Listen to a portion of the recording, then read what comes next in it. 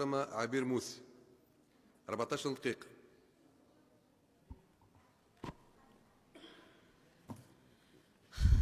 اليوم في هذه الجلسة المخصصة لمناقشة جملة من مشاريع القوانين اللي هي في الواقع مصادقة على جملة من الاتفاقيات في مجال النقل وفي المجال الجوي، نحب نغتنم هذه الفرصة باش نوجه صرخة للشعب التونسي، باعتبار أنه اللي تشوفوا فيه توا من قبيلة واحنا في الجلسة المداخلات وكأننا في مجال تطبيق الفصل 118، يعني تدخلات حرة ماهيش مرتبطة بجوهر المواضيع.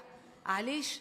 لأنه نحب نقول للشعب التونسي هو أنه مجلس النواب والجلسة العامة تعرض عليها هذه المشاريع.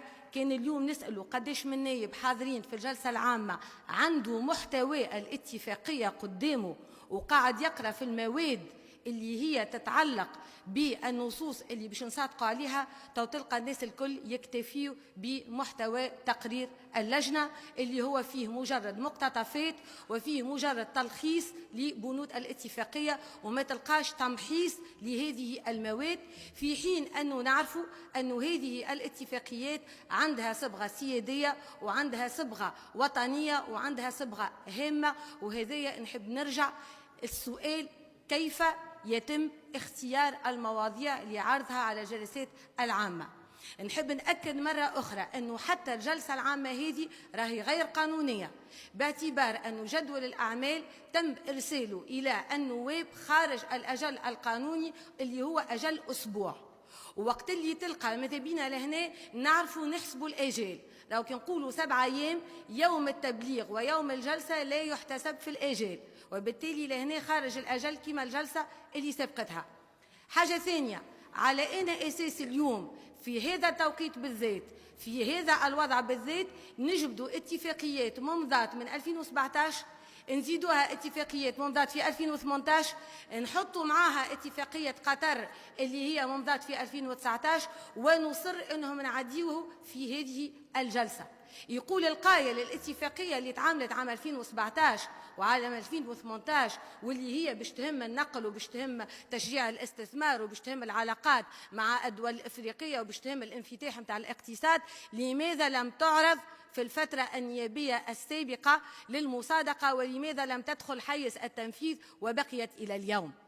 اليوم نحب نبين للشعب التونسي أن هناك اعتباطية أو ربما نية ممنهجة. شنو ما الملفات اللي نحبوا نجبدوهم من أي قجر ووقتاش نعديوهم وفي غفلة من الزمن وفي وقت اللي الناس الكل لاهين في مواضيع أخرى. احنا المشاريع هذه الكل الغاية منها تمرير الاتفاقية مع قطر، مشينا جبنا بقية الاتفاقيات 2017 و2018 وحطيناهم في هذه الجلسة، وهذا مش مقبول. ولهنا نحب نغتنم الفرصة باش نعرج أنه عمل مكتب المجلس تو عنده 3 أشهر راهو غير قانوني، باعتبار أنه ما فماش ندوة الرؤساء، لأنه ندوة الرؤساء اللي يلزمها تعقد وجوبا مرة في 3 أشهر من صلاحياتها إنها تضبط مع مكتب المجلس جدول الأعمال متاع الجلسات العامة وشنية القوانين اللي تتعدى وشنية المشاريع اللي تتعدى.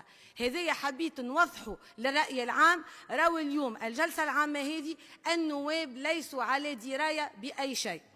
تقرأوا حتى تقرير اللجنة، يعني اتفاقيات من 2017-2018 تلقى اللجنة تقول لك عملنا جلسة يوم 23 جان في 2020 وانتهت بالمصادقة بالإجماع والكلها تثمين ولا فما نقاشات ولا فما دخول في صلب الموضوع.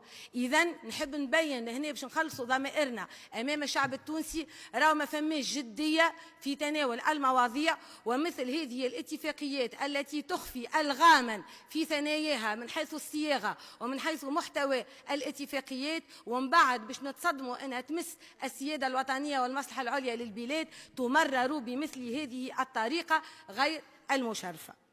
نجيو لمحتوى باش نعطي انا الاتفاقيه نتاع قطر، لانه هذيك هي اللي تعاملت على خاطرها الجلسه هذه باش نعديوها الاتفاقيه اللي هي الغاء لاتفاقيه سابقه اللي هي مبرمه مع الدوله التونسيه في 1984. لهنا باش نعطي بعض الملاحظات باش نبينوا اللي الناس ما همش مطلعين على المواد اللي في الاتفاقية.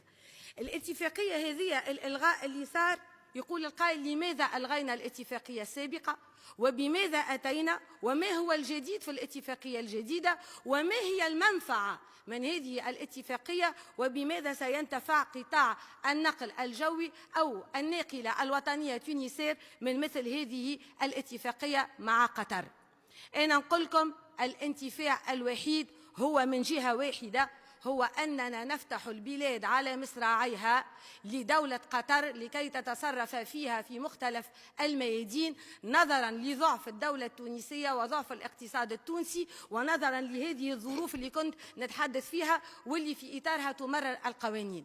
اليوم كيف نقارن ما بين اتفاقية 84 والاتفاقية الموجودة اليوم بين يدينا، ما نلقى فما حتى إضافة إيجابية، بالعكس نلقى بعض العبارات اللي كانت واضحة وفيها حماية للسيادة الوطنية وفيها فرض لإرادة الدولة التونسية نلقاها تندثر، على غرار أنه في صياغة 84 نلقى فما إمكانية أن تفرض الدولة ما تراه ضروريا من شروط ويجب على المؤسسة اتباعها.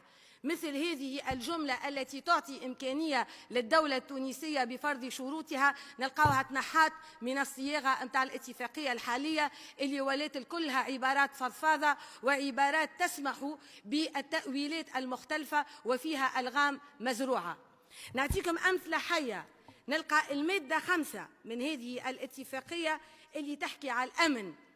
تعرفوا اللي فما مسألة أمن قومي، وقت اللي تقول لي أنت نعطي إمكانية للعبور وللهبوط وللعبور دون هبوط، ونعطي إمكانية لاستعمال المجال الجوي ولغير الأغراض التجارية مع كل ما تحمله المنطقة والتحولات الإقليمية اليوم من مخاطر.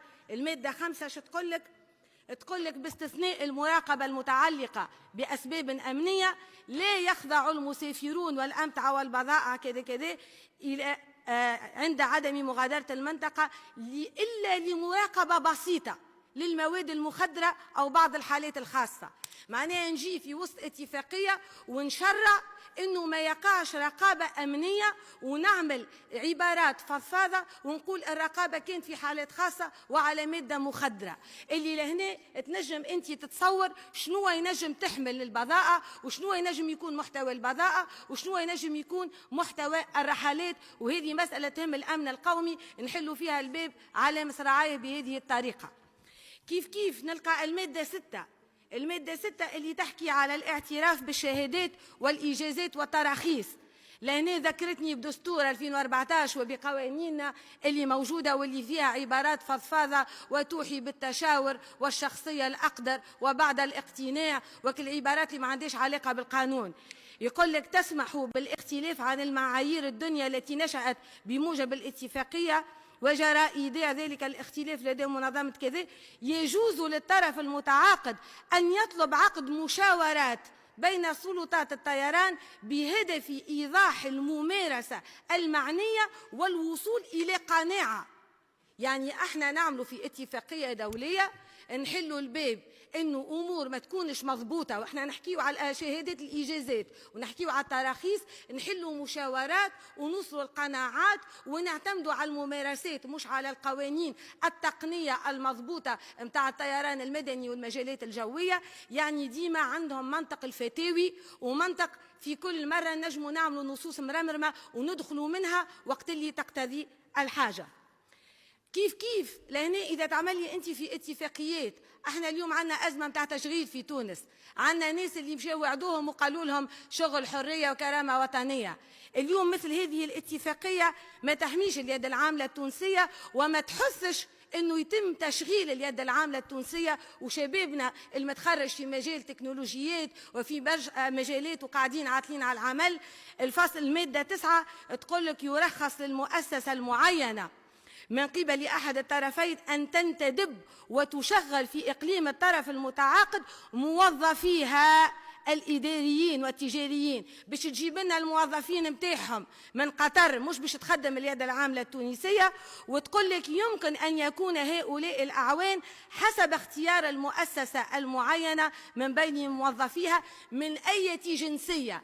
يعني باش نحلوا لهم المجال الجوي، ونحلوا لهم إمكانية تكوين المؤسسات، ونحلوا لهم الأسواق، ونحلوا لهم تكوين المكاتب، ونحلوا لهم البيع والشراء، ونحلوا لهم أنهم يحولوا الموارد والإيرادات بالعملة الصعبة، ونحلوا لهم يجيبوا يخدموا اللي يحبوا هما من جنسيات مختلفة.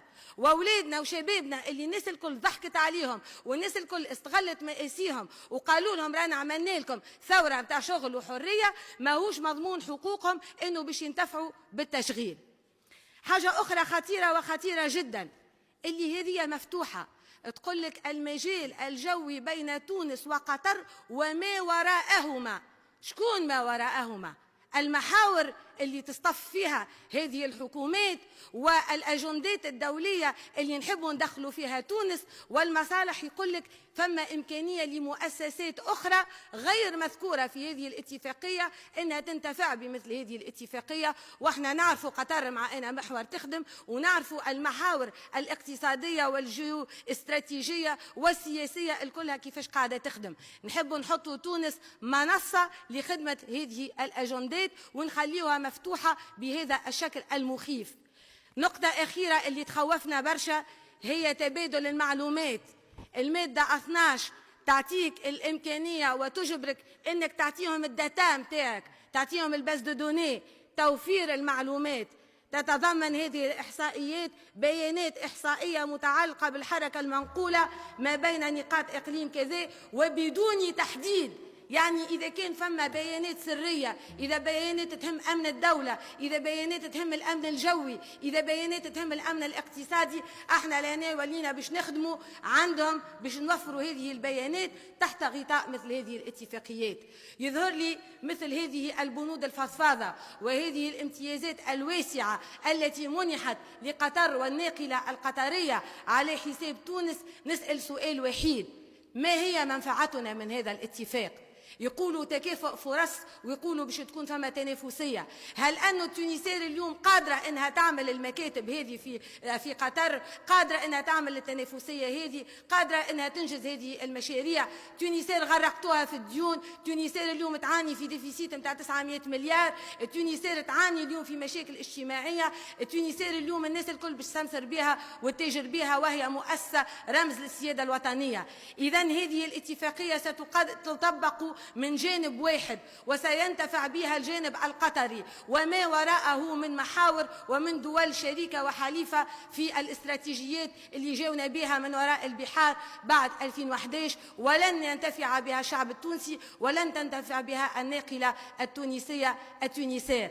احنا اليوم نحب توضيح لوضعية الشركة متاعنا، نحب ضمان للسيادة الوطنية التونسية، نحب الناقلة الوطنية لا يخرج سلم نكبي يقول لنا مش من اختصاصي اختصاص الحكومة، لا يقعد يقول لنا بارتيسيباسيون، لا يقعد يقول لنا ترفيع في رأس المال. اعطيونا البرنامج متاع الانقاذ الوطني الواضح للشركة متاع التونسير بكل وضعيتها الاجتماعية والاقتصادية والمالية، ولن نسمح بأن نكون تابعين لأي محور ولأي دولة، وسنسعى إلى المحافظة على سلامة الناقلة الوطنية الجوية. الخطوط التونسية رمز السيادة الوطنية ورمز العلم التونسي. رجاء لا تتلاعبوا بتونس، وأدعو من هذا المنبر كافة النواب اللي عندهم الحس الوطني لعدم المصادقة على مثل هذه الاتفاقية الخطيرة والخطيرة جدا، والتي ستدخل تونس من جديد في نفق وفي ظلمات نحن في غنى عنها. وضحوا لنا رؤيتنا، وضحوا لنا اقتصادنا، وضحوا لنا وضعية التونسير، ومن بعد نناقشوا الاتفاقيات مش بهذه الطريقة. شكرا